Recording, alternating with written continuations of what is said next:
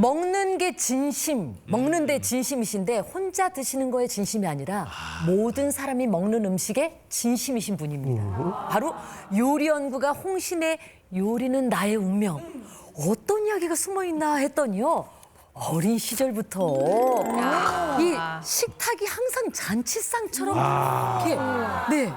대식부였나요? 네, 식구가 많았어요. 저희 이제 조부모님 같이 살았어요. 한 집에서 이제 어느 정도까지는 그랬었는데 저희 할아버지가 목회를 하셨어요. 교회 하시고 그러니까 항상 손님 많잖아요. 그리고 할머니는 또 치과 의사. 그 시절에. 네, 그러니까 늘 우리 집에는 이렇게 식탁이 제가 지금 기억하는 걸로는 엄청나게 커요. 그리고 그 식탁에 누군가 모르는 사람이 꼭 앉아 있고 아는 분들도 이제 같이 교회에 다니시는 분이시거나 이렇게 지인분들이 항상 있어서 저희 엄마가 그러니까 이렇게 얘기하면 또 할아버지 할머니한테 죄송하지만 사실 고생 좀 하셨죠. 며느리로서. 손님상 다 치르시니까. 그러니까 이게 식구들 밥만 해도 얼마나 힘든지 아시잖아요. 그쵸. 사실 이게 그쵸. 하루 세끼 밥 되게 대답 크게 하시네요. 하루 세끼 밥하는 게 진짜 보통 일이 아닌데 그 손님들이 얼마나 올지 모르는 그 손님들을 예. 매일 다 상대하신 것 같아요. 그 엄마 고생한 건 딸이 예. 알아준다더니. 그래도 어머님이 손맛이 있으시니까는 그렇게 손님상 다 요리 치르시고. 굉장히 잘하셨어요. 저 엄마한테도 요리 진짜 많이 배운 편이지만 이게 뭐 요리를 배우겠다라기보다는 많이 먹고 자란 게 있었던 것 같아요. 그렇죠. 그래서 늘 식탁이 그 큰 식탁이 반찬이 이렇게 겹치는 거 없이 계속 뭔가 다른 게 있고 예. 그리고 메뉴도 아침, 점심, 저녁이 달라요. 와. 어머. 그리고 저희 할아버지 할머니가 지금은 이제 사실은 돌아가셨기 때문에 제가 너무 조심스럽고 처음 이런 얘기를 하는 거라서 밖에 나와서 근데 보통 까다로우신 분들이 아니에요. 입맛이. 그래서 이렇게 밥상에서 세미나 하는 게 저희 거의 일이었던 것 같아요. 쌀이 왜 오늘은 깨진 쌀로 밥을 했냐, 뭐 이게 왜냐하면 항상 손님들이 또 귀하잖아요. 다 그쵸. 대부분 교회 분들이시거나 치과 손님들이시거나. 잘 정성스레 대접하고 네. 싶은 마음에. 그 마음을 굉장히 재료나 아니면 음식 메뉴나 이런 걸로 표현을 많이 하셨던 것 같아요. 그러니까 그래서 모든- 엄마의 맞아. 요리 솜씨가 좋아질 수밖에 없었고 딸도 귀동냥으로 또. 맞아요. 먹고 기동량, 자란 게 기동량, 예. 그거니까 어쩔 수 없었던 것 같아요. 어릴 때부터 그럼 요리를 잘했고 관심도 많았고 딱히 그렇진 않았지만 잘 먹었어요. 네. 잘 먹어서. 네. 사실 요리도 먹어본 사람이 잘하는 거예요. 그럼. 제가 정말 어렸을 때부터 맛있는 음식을 많이 먹고 자랐거든요. 근데 저는 그런데 요리 쪽으로 이게 뭔가 이게 재능이 요리는 손맛이 아니라 입맛이라고 들었는데 근데 잘하시잖아. 입맛은 없지만 입으로 노래를 잘하시잖아. 그러니까요. 이게 입이 그것도 다른 데로 요리죠. 트인 거 아닐까요? 그랬네요. 다른 쪽으로 재능이 가신 거지. 아, 그런 거였군요. 그래서 몸은 건강합니다. 그렇죠. 그게 그렇죠. 어려서부터 집에서 좀 조물조물 요리도 해보고 했어요. 그랬었어요? 많이 했죠. 그러니까 도와드린다는 거였죠. 사실은. 그래서 왜 그런 거 있잖아요. 맷돌 돌릴 때 옆에서 콩 넣고. 그렇죠. 네, 근데 이게 지금은 전혀 젊은 사람들은 전혀 몰라요. 맷돌이 뭔지도 장식품인지 알잖아요. 근데 그 옆에서 그 박자 맞춰서 콩 넣는 게 진짜 힘들어요. 저희는 녹두전을 항상 쓰니까 그 녹두 불린 걸 갖다 넣고 녹두 껍질 까보셨잖아요. 까보셨어요? 24시간 걸립니다. 근데 그거를 그렇게 일러갖고 까고 돌 고르고 매일 팥 고르고 상에다가 할머니가 팥을 쫙 피면 그 팥이 하나라도 이상한 게 있으면 그 팥죽에 이상한 맛이 나는 거예요. 그러니까 그 못생기고 이상한 팥을 다 손으로 다 골라내야 되는데 그거 고르면서도 저희는 놀이를 했어요. 네, 노래를 해요. 노래를 하면 그 노래의 당달에 맞춰서 하나씩 골라서 던지는 거죠, 이렇게. 그때 기억이 나요, 노래들이? 기억나죠? 골라 골라 밭을 골라 못생긴 거 밭을 골라 뭐 이런 거 아니었어요? 저는 막 이렇게까지는 아니고 그냥 붕댕이, 그런 건- 방댕이 야, 어떻게 사람에 따라서 노래가 틀려지네. 너무 다르죠? 너무 다르네요. 붕댕이, 이런 거 방댕이. 하고 싶네요. 골라 골라. 노래가 본인의 느낌을 너무 잘 표현하는 노래네요. 그러니까 네. 중학교 졸업할 때 본인에게 특별한 선물을 사주셨다면서요? 그 초등학교 졸업할 때인데요. 그러니까 제가 그런 집안에서 자라서 그런지 모르겠는데 뭐 먹는 거에 관심이 진짜 더 많았던 것 같아요. 그래서 원래 초등학교 때 제가 뭐 그림도 잘 그리고 글도 잘 쓰고 노래도 잘하고 그래서 잡기에 능한 아이잖아요. 네, 그래갖고 뭐 콩쿨도 나가고 그러면 상도 타고 막 이래서 집에서는 되게 뭔가 기대를 되게 많이 했는데 예. 그 초등학교 때 1학년 때부터 6학년 때까지 모아요 돈을 조금씩 그 그쵸. 통장을 그래서 졸업할 때 이렇게 주거든요. 근데 그걸로 대부분의 친구들은 다 옷을 사거나 그렇죠. 아니면 그 당시에 무슨 뭐 전자 제품이나 이런 걸 장만하더라고요. 근데 제가 그 오븐을 샀어요 그걸로.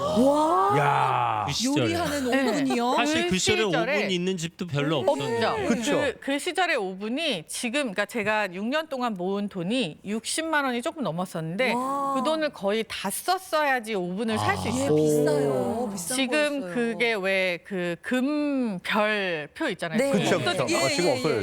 이렇게 있다시만 근데 그게 이렇게 큰 텔레비전 같은 오븐을 제가 하나 사서 그거를 집에다가 이렇게 들여놓고 하니까 엄마가 혀를 차시더라고요. 그래서 도대체 이거 뭐 하려고 얘가 뭐가 되려고 이러는 건가. 근데 사실 엄마도 되게 잘 쓰시고 그리고 저는 그걸로 이제 빵이랑 과자 같은 걸 조금씩 만들어. 제빵 하시려고 또. 네. 홍신혜 씨는 떡잎부터 알아봤다. 그럼. 좋아했던 것 같아요. 그렇지. 그런 것들을 좋아했던 것 같아요. 그런데 그렇게 요리에 관심이 있어서 요리 연구가가 되신 건 아니었다고 합니다. 20대 미국 유학 생활을 버티게 준 한식이 또 거기에 미국으로. 한몫을 했다고요. 미국으로 그러니까 그럼 사실 요리 배우러 가신 거예요? 요리 배우러 간 건 아니고 제가 전공이 음악이에요. 오, 아. 작곡이랑 음악사를 전공을 했는데 근데 좀 전에 풍뎅이 방댕이를 그렇게 부르신 거예요? 성악은 아니에요. 성악은 아니에요. 작곡하셨던 곡인가요 혹시 그 곡이? 우리 동네에서 유행하던 곡인데요. 일단은 근데 음악을 좋아하기도 했고 또 우리 아버지가 엄청나게 노래를 잘하시고 되게 음악을 좋아해서 그 합창단 같은 것도 운영하고 막 그러셨어요. 오. 아니, 근데 뉴욕에 맛있는 거 많잖아요. 왜 네. 한식에 저렇게 또? 그러니까 제가 요리를 그렇게 약간 도와드리면서 크긴 했어도 한식에 그렇게 크게 관심은 없었거든요. 그래서 네. 오븐 산 것도 그렇고 양식을 좋아하고 예. 뭐 김치 담그고 이런 거 집에서 할 때마다 막 도망 다니고 그랬었는데 막상 미국에 가서 뭐 공부하고 살고 또 결혼해서 살고 하면서 보니까 너무 한식이 그리운 거예요. 아. 이게 엄마가 요리를 네, 잘하시지. 밥에다가 그 엄마가 해준 그 나물 반찬이랑 갓 지은 하얀 이슬밥에 나물. 김치 쭉 찢어가지고 이렇게 싸가지고 딱 먹는 거랑 뭐 이런 것들이 더 너무 그리운 사실 거예요. 그 당시만 하더라도 거기에서 외국 유학 생활에 하면서 한식 먹기는 쉽지는 않았잖아요. 시절엔 그. 그래도 저 때는 한식당이 있긴 있었는데 좀 비싸고 그리고 한국 스퍼도 있었는데 지금 같진 않아요. 물론 당연히 지금 같진 않고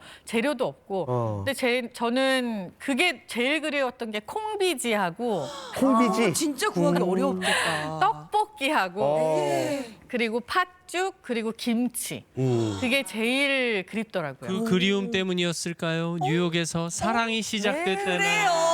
얼레리 꼴레리. 미국에서 네. 남편분을 만나셨다면서요. 어떻게 된 네, 우연히 만나긴 한 건데 그 엄마가 이제 그 제가 처음에 미국에 갔을 때 약간 걱정이 되니까 이렇게 아는 사람을 전화를 해서 섭외를 해가지고 공항에 좀 데리고 뭐 나오고 흔히 그러시죠. 네, 그렇지. 그렇게 해달라고 부탁을 했는데 그 친구가 대신 나왔어요. 근데 나오기로 한 분이 못 나오고. 네, 나오기로 한 분이 못 나오고 친구가 대신 나왔는데 그 친구랑 제가 만나게 된 거예요. 오. 그럼 지금 같이 사시는 분이 그 친구예요? 그렇죠. 오. 그러면은 그냥 처음 보자마자 불꽃이 탁 튀었네. 아유, 그건 아니죠.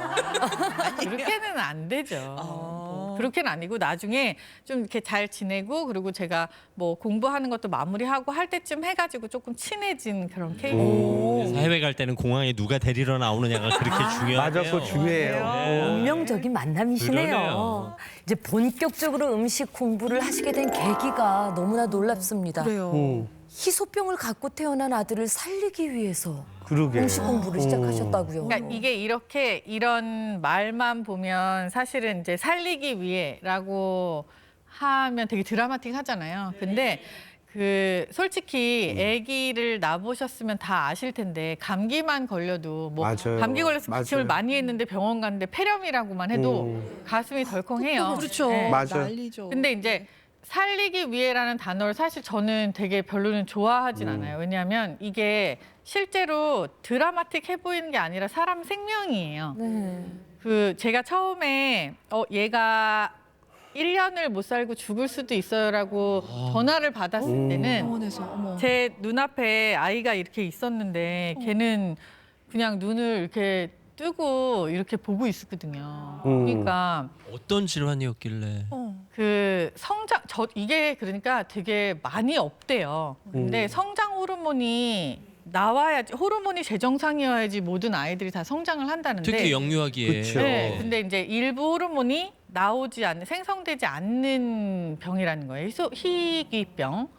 근데 이런 리포트들이 꽤 있어서 이런 선례들이 그래서 약을 개발을 해야 되는데 생각보다 너무 많이 없는 병이기 때문에 약 같은 게 없었던 거예요. 그래서 그냥 무조건 뭐 그렇게 호르몬 촉진제 같은 거를 주사로 맞거나 먹거나 뭐 그렇게 해서 계속 살아야 되는데 그것도 아기 또 때 성장이 좀 늦됐어요. 네, 많이 느렸죠. 그래서 왜 보통은 그런 거 기대하잖아요. 뭐 3개월 되면은 뭐 고개를 들고 예, 뭐 고개 이렇게 들고. 뒤집고 예. 그럼 막 다 엄마들 막 다 비디오 찍고 막 그러잖아요. 근데 저희 때는 사실 이렇게 이런 디지털 카메라가 발달이 안 돼 있으니까 이렇게 VHC 비디오 찍는 그런 걸 많이 예, 찍고 막 예. 그랬었는데 뭐 저는 큰애가 이미 있었으니까 그런 거 다 장비도 있고 그랬는데 얘는 3개월이 아니라 뭐 눈 뜨는데 오래 걸리고 그랬으니까요. 그래서 일단 처음에는 1년이 그러니까 대부분의 아이들이 머리가 이렇게 커져서 물이 차서 죽거나 1년 정도가 아마 맥스일 거다 이렇게 얘기를 들었었던 그 순간이 그림처럼 이렇게 남아 있어요. 그러면 잘 먹지도 못했겠네요. 먹는 거는 아예 못 먹어요. 근데 이제 뭔가 좋은 걸 먹여보려고 이유식부터 해서 공을 그러니까 들이셨다. 이유식을 하면서부터 사실은 음식을 조금 줘야 되겠다라는 생각을 한 거예요. 그러니까 그 전에는 이렇게 분유나 젖도 소화를 못하기 때문에 모유도 그- 그럼 주지 네, 못하는 제가 이제 거예요? 미국에서 처음에 얘를 낳았는데 예. 모유도 못 줬죠. 왜냐하면 뭐 토하고 이런 게 아니라 아예 그냥 뭐 삼키거나 이런 삼키는 걸 잘 기능이. 못하니까. 근데 미국은 절반이 소화가 돼서 나오는 분유라는 게 있어요. 그러니까 아예 미숙아들이나 이런 아이들을 위해서 뭔가 그런 게 있었거든요. 그리고 뭐 여러 가지 방법을 하여튼 왠지 많이 그런 건 무척 비쌀 것 같은 느낌인데. 비싸죠. 비싸죠. 네. 그럼 그렇게 공을 들여서 몇 살 때부터 조금 그러니까 대부분의 이유식을 5개월에 시작을 하잖아요. 예. 그리고 이제 우리나라는 되게 좋은 게 쌀이 주식인 나라여서 미음 그렇죠. 이유식을 미음도 많이 하고 있고. 전 세계적으로 뭐 밀가루가 주식이든 고기가 주식이든 다 쌀로 이유식을 시작해요. 근데 이제 쌀 물 같은 거 이렇게 해갖고 미음을 먼저 줘야 되는데 미음도 못 먹더라고요. 그러니까 제가 한 6, 7개월, 8개월 계속 시도를 했는데 근데 한 10개월 조금 넘어서 뭔가를 먹을 의지가 생겨 보여요. 그리고 그때까지 간 것도 사실 어떻게 보면 저한테는 되게 큰 결과였어요. 예, 그렇죠. 근데 뭔가를 먹으려고 하는데 줘야 되는데 뭘 줘야 될지를 도저히 모르겠는 거죠. 그리고 처음에는 먹으면은 다 개원했으니까 그래서 뭐 생각을 한 게 여러 가지 음식들 공부를 하게 된 거예요. 그때부터 그럼 진짜 재료 하나하나를 공부를 하게 되시고 먹을 수 있는 게 뭔지 모르니까 일단 다 사실 알아요. 이제 지금은 괜찮아졌다는 걸 저희가 아니까. 네, 지금 너무 몇 살 건강합니다. 때부터 회복세를 보인 거예요? 처음에 이게 회복이 될 수 있다라고 생각을 하고 한 게 15개월이었어요. 회복이 가능할 것 천만다행이네요. 같다. 거의 약간 기적 호르몬이 같습니다. 조금씩 수치를 보이고 있어요라고 한 게 15개월. 그러면은 그 이후로는 그냥 밥 그냥 먹으면서 쭉 이렇게 예. 그래프가 올라왔던 것 같아요. 다행이다. 어유. 네, 그 이후로 너무 아들 먹는 거에 얼마나 신경을 쓰 아니 그러면 지금은 어떻습니까? 그 아이가 지금 잘 성장하고 아유 있는 사진 거죠? 가지고 나오셨어요. 아, 진짜? 사진? 잘생겼고요. 너무 잘생겼어? 보고 싶다. 작은 진짜 아이가 어렸을 때 사진이고요, 이거는. 왼쪽 아이죠, 둘째 아이죠. 둘째, 네, 둘째. 컸어, 조금 컸어. 좀 아이고. 컸어. 저 되게 못생긴 사진이 많이 나오네요. 오, 둘째 이렇게 아들이에요? 컸어요. 어머, 엄마보다 더 크고. 지금 몇 살인 거죠? 지금 19살입니다. 아이고 다 컸네. 저렇게 다 많이 컸네. 잘생겼다.